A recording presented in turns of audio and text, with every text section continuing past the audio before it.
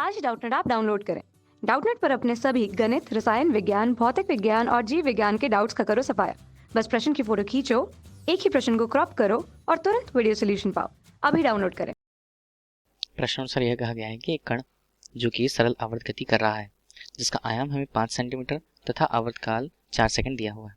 कण के विस्थापन समीकरण को हमें लिखना है, जबकि यदि वह गत्यारंभ के समय अधिकतम विस्थापन की धनात्मक स्थिति पर है।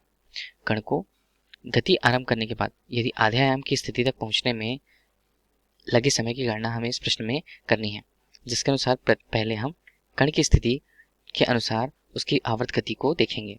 आरेख के अनुसार हमें समय विस्थापन के आरेख बनाए हुए हैं। समय विस्थापन के आरेख से यदि हम इसे देखें, तब समय और कण की स्थिति विशेष पर उसके कण की स्थिति हमें दी गई है, जहां पर यदि हम इसे t0 बराबर t0 से आरंभ करें।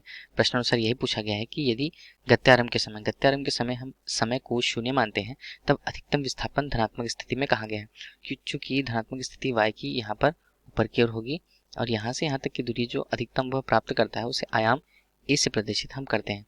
तब इसके अनुसार, स्थिति के अनुसार हम यदि विस्थापन समीकरण देखें, तब विस्थापन कण के लिए विस्थापन समीकरण y से प्रदर्शित होगा, जिसका मान a साइन ओमेगा t धन फाई के रूप में प्रदर्शित होगा। इसे हम समीकरण 1 मान सकते हैं, जिसके अनुसार ही हम आगे के स्थितियों की चर्चा करेंगे। इसके अंतर्गत यदि हम देखें, तब गत्यारंभ की स्थिति, गत्यारंभ अर्थात t0 समय से शुरू होकर जहां पर उसका विस्थापन अधिकतम होगा, अधिकतम विस्थापन की स्थिति जो धनात्मक रूप से प्रदर्शित की गई है, इन स्थितियों को यदि हम रखें, तब y का मान हमारे लिए a साइन ओमेगा गुणा 0 धन फाई से इसका मान प्रदर्शित होता है।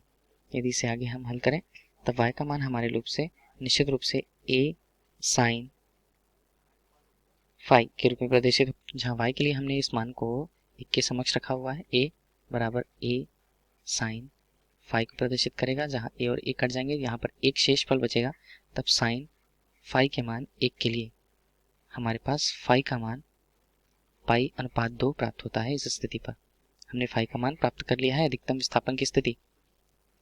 इस स्थिति के अनुसार यदि आगे हम विस्थापन आरेख समीकरण 1 से देखें, तब समीकरण 1 में सभी मानों को हम यदि प्रस्तुत रूप से रखें, y का मान हमारे लिए a साइन ओमेगा t धन फाई के रूप में पाई बाय 2 पाई अनुपात 2 प्राप्त होता है।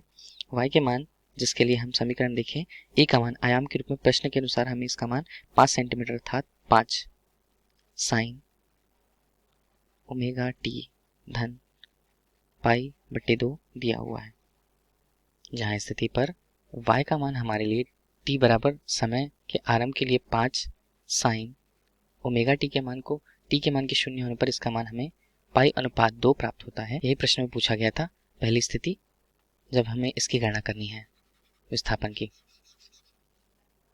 इस प्रकार यह विस्थापन समीकरण को प्रदर्शित करता है। विस्थापन समीकरण दूसरी स्थिति में हमें पूछा गया है, जहां दूसरी स्थिति में हमें पूछा गया है कि गत्यारंभ के पश्चात कण के आयाम की आधी स्थिति अर्थात आयाम का मान हमारे लिए आधा होगा।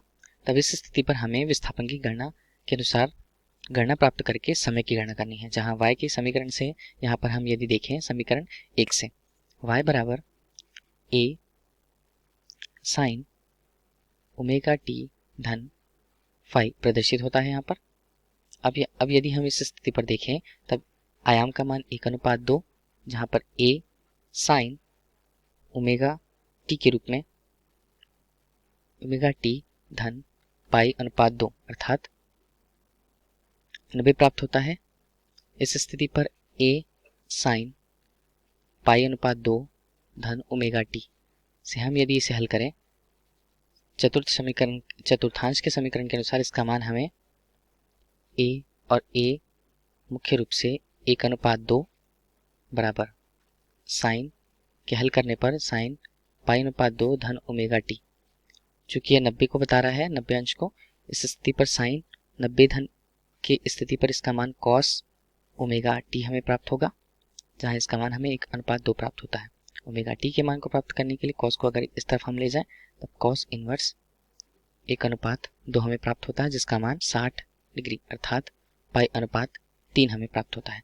जहाँ टी का मान हमें प्रस्तुत रूप से ज्ञात करना है, तो इसका मान पाई पात 3 ओमेगा हमें प्राप्त होगा। जहाँ ओमेगा हम जानते हैं किसी आरंभिक स्थिति के अनुसार इसका मान 2 पाई अनुपात टी प्राप्त होता है। इन्हीं स्थितियों पर यदि ओमेगा का मान हम रखें तब टी समय का मान पाई अनुपात 3 गुणा 2 पाई अनुपात टी, जो टी कैपिटल टी आवर्तकाल को प्रदर्शित करता है। जहाँ टी का मान यदि हम देखें तब पाई गुणा टी अनुपात 6 गुणा पाई और पाई के कटने से हमें टी के मान के रूप में टी अनुपात 6 प्राप्त होता है। प्रश्नानुसार हमें टी आवर्तकाल का मान 4 सेकंड दिया हुआ है। उससे हम इस कण के लगने वाले समय की तुलना 4:6 से करेंगे, तब यह लगभग 2:3 सेकंड लगभग हमें उस कण की स्थिति प्राप्त होगी। प्रश्न में यही पूछा गया था। धन्यवाद। कक्षा 6वीं से 12वीं से लेकर नीट, IIT, JEE वो एडवांस के लेवल तक 1 करोड़ से ज्यादा छात्रों का भरोसा। आज ही डाउनलोड करें डाउटनेट ऐप या व्हाट्सएप करें अपने सारे डाउट्स 8400 400 400 पर।